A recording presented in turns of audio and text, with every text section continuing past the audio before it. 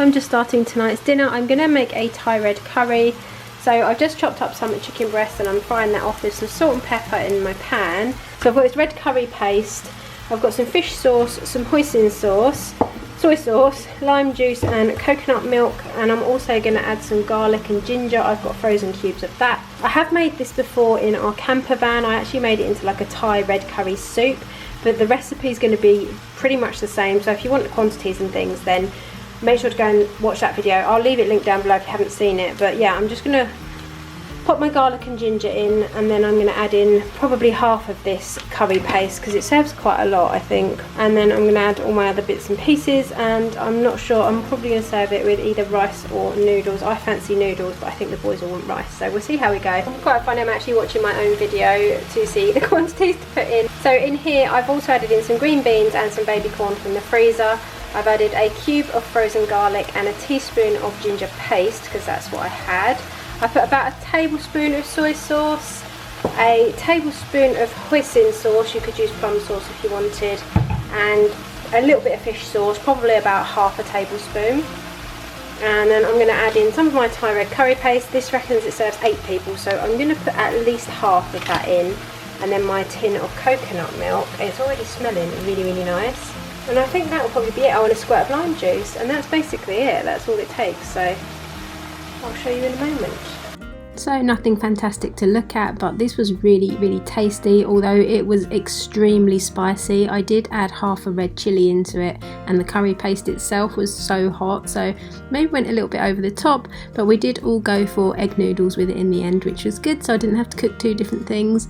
This is one of my favourite meals, but yeah, definitely would lay off the chilli next time. So for tonight's dinner I have made flatbreads. Well, actually me and Oscar made flatbreads. I've got some tandoori chicken with a little bit of garlic, lemon juice and some salt on it as well. I've made a Greek yogurt and mint dressing to go on the top, and there's lettuce and onion under there. And then I just did some wedges, started them off in the microwave, added them into the oven, popped them in the oven. They've come out really nice and crispy and they look so good. And yeah, this is what we are having for dinner tonight. So for dinner tonight I decided to make some hot dogs, and I got these fried diced onions in Iceland. They were only £1 a bag, and I thought why not, let's be lazy. I've got some of these bockwurst sausages, these are from Lidl, and some brioche buns.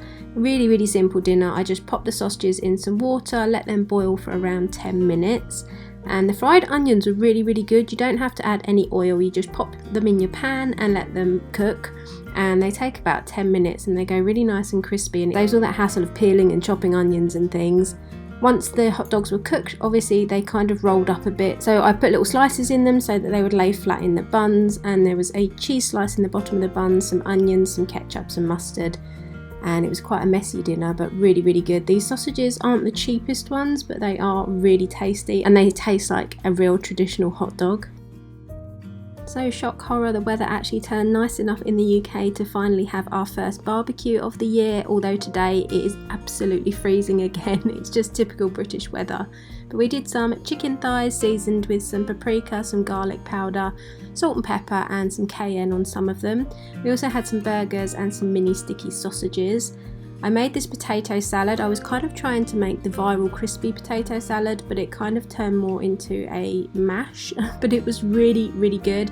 I added Greek yogurt, mayo, onion powder, some spring onions. I used red potatoes that I just put in the air fryer for about 20 minutes first, and I mixed all this together, loads and loads of seasonings, and it was so nice. I would definitely make it this way again, although maybe not use red potatoes because they definitely weren't quite mashy.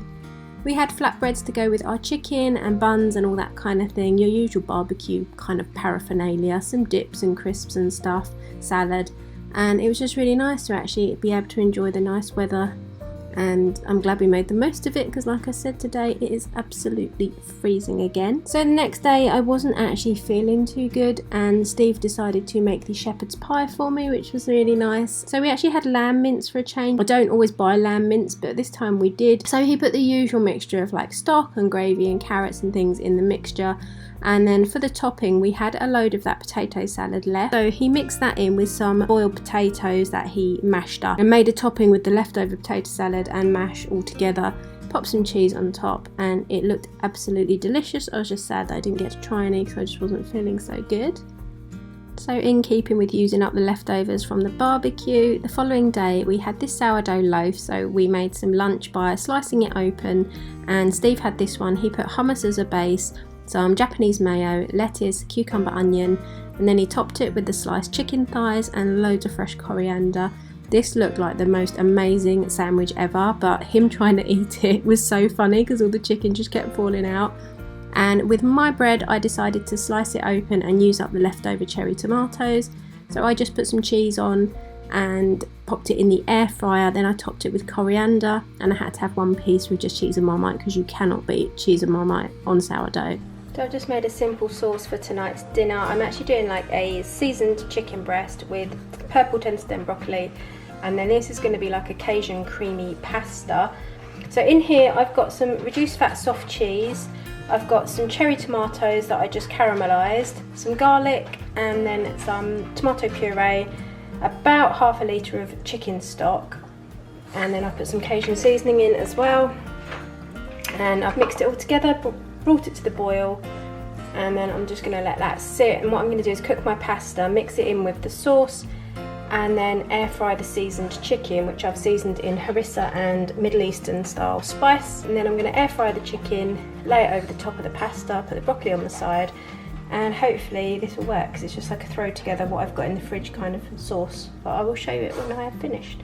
So halfway through the chicken cooking in the air fryer, I've just popped in some of the purple broccoli, and I'm going to give that about another 10 minutes. This dinner turned out so well, and I will definitely be making it again. The sauce that I made that went with the pasta was really, really nice. The chicken was seasoned really well, and it was really tender in the middle. And the broccoli, although it looked a little bit brown on the ends, that was just because it was purple broccoli. Really good combination, definitely going on our favourites for next time. It's what you do.